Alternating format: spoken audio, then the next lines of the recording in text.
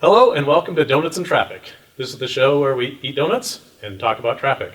Today my guest is Miriam Norman. She is a traffic safety resource prosecutor in Washington. And if you've never heard of that before, we'll have her explain it. Welcome to the show. Thanks for having me. Great. So, because it's donuts and traffic, I got some donuts and do you have a favorite? They certainly smell good. The maple one smells delicious. Well, I cut them into quarters so you can try more than one. Well, they're fancy. Look at that. I know. The frosting is super cute.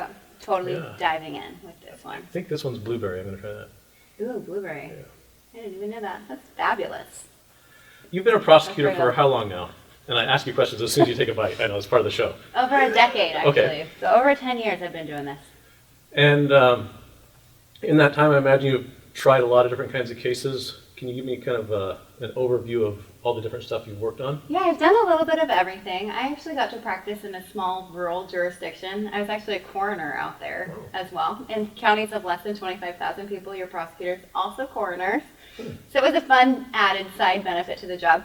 But out there, I was also the only female prosecutor. So I got to be more involved in a lot of the kid cases and the sex cases. I did all of district court, so everything from driving while license suspended, to traffic infractions, to your assault for your domestic violence cases, to your DUIs. And then I also did felonies as well. So I was involved in abusive head trauma, shaken baby case, helped on an attempted murder case. So I've done everything in terms of prosecution, but I fell in love with traffic safety crimes. So why? Why traffic safety? I mean, it seems like some of the other stuff would be more glamorous as a prosecutor. What's the appeal for traffic? You're 100% right. Nobody goes to prosecutor school or to law school saying, I want to be a DUI prosecutor. It's just not sexy. You want to be a homicide prosecutor, right? You want that face time. But the reality is, in terms of preventing future harm and changing lives, we have a lot of power in DUI to help people get better. I've had defendants come back and thank me for holding them accountable in that time because they were able to change their lives. I had a judge that used to say there's only 3 things that make people change. The law makes them, their loved one tells them, you're gonna get help or I'm leaving, or their life is now in danger from whatever addiction they have. And we as the law get to be part of that change, that people can make changes and save lives and families possibly. So that's what I do love about DUI prosecution is we really can be that thing that forces people to get help, get better. And that's what we want, is to keep families intact and prevent people from doing this in the future. Yeah, that's great reasons to do it. The adversarial question then is, what do you hate about DUI prosecuting? What do I hate about it? I hate when I see repeat DUI defendants. So what we do know is 1 in 3 defendants will recidivate. That's meaning they'll do it again. And when we say the first time, we have to be very careful about that as well. So what NHTSA says, National Highway Traffic Safety Administration, on your first time DUI defendant, they've driven over 80 times impaired according to NHTSA. The FBI statistics put that at 200 to 300 times before they're caught the first time. I mean, we all know how many times we're caught and given a speeding ticket for how many times we actually speed, right? So think about that in terms of an officer catching them for the first time on DUI. So of those people that have driven many times before they're caught the first time, 1/3 of them will do it again. And that's what I absolutely hate. It's not even about their need or their addiction. You can be an addict, it doesn't make you a DUI defendant. It's because you're selfish and you didn't want to leave your car wherever it was and you wanted to drive it. So that's what I hate. Yeah, that makes sense. I think everyone thinks they know what DUI is. From a prosecutor, what would you, and you can take a bite of your donut first. Oh, I will, tell you. They're really good. They are. It's a local bakery. What should people know about DUI? What maybe are some myths about it or some things that people don't understand about DUI as a crime? So what I find most fascinating is talking to juries. And I get to do that a lot as a prosecutor. But what I've learned is juries really don't know what the standard is for DUI. The standard for DUI in the state of Washington, a lot of people will say, well, it's .08, right? That's our per se level. That's not our legal limit in the state of Washington. What our legal limit is, we have 2 per se, don't get me wrong. We have .08 for alcohol and 5 nanograms per milliliter for THC. But our true legal limit is under the influence. Are you under the influence? And what case law has determined that means is, are you appreciably affected? If you're appreciably affected, and what it means to be appreciably affected is anything you notice or perceive or see, that means you're guilty of DUI.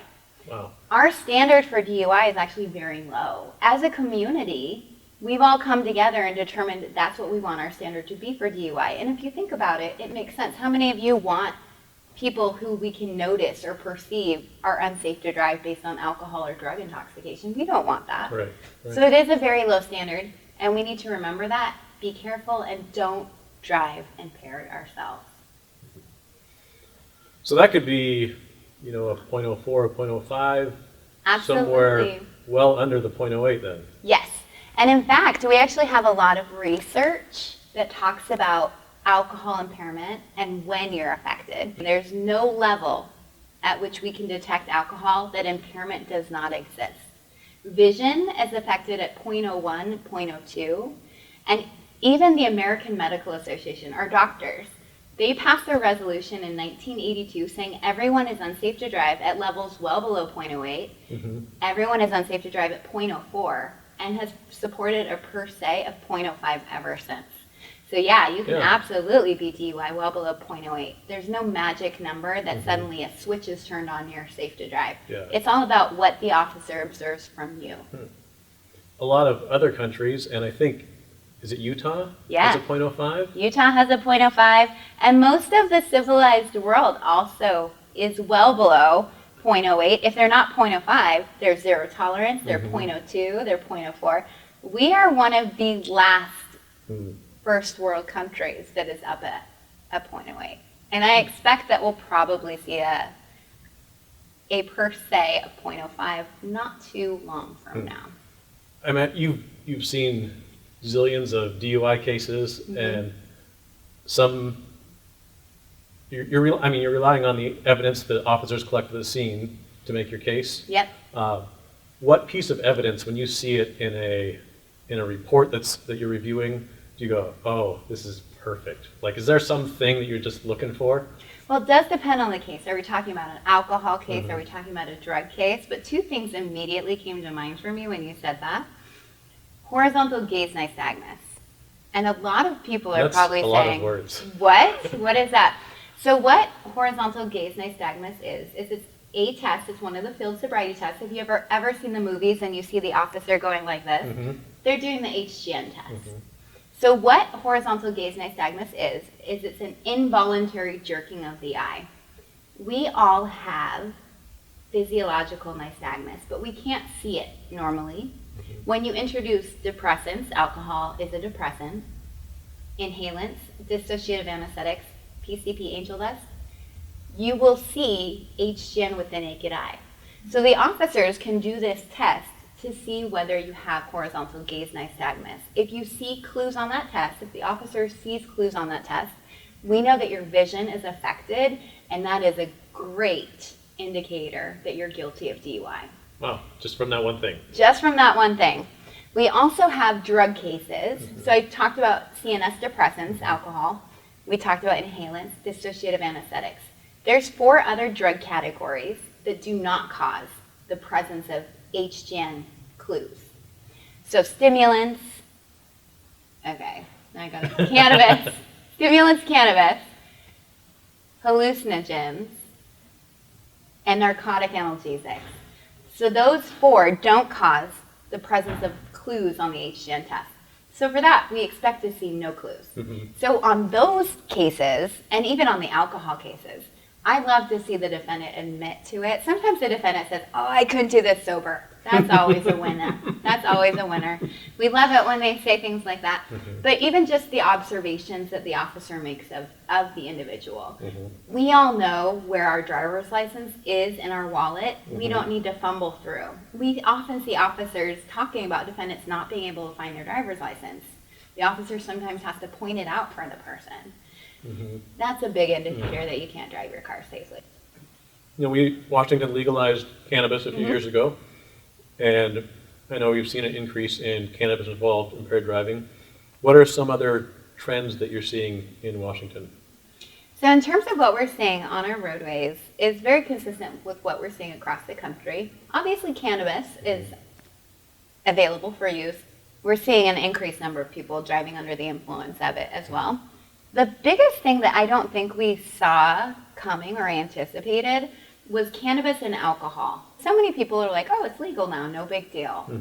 But there's a lot of things about combining those two that people don't understand. Number one, it's called the additive effect. So when you have alcohol, which is a drug, and you add another drug to it, there can be all sorts of different effects.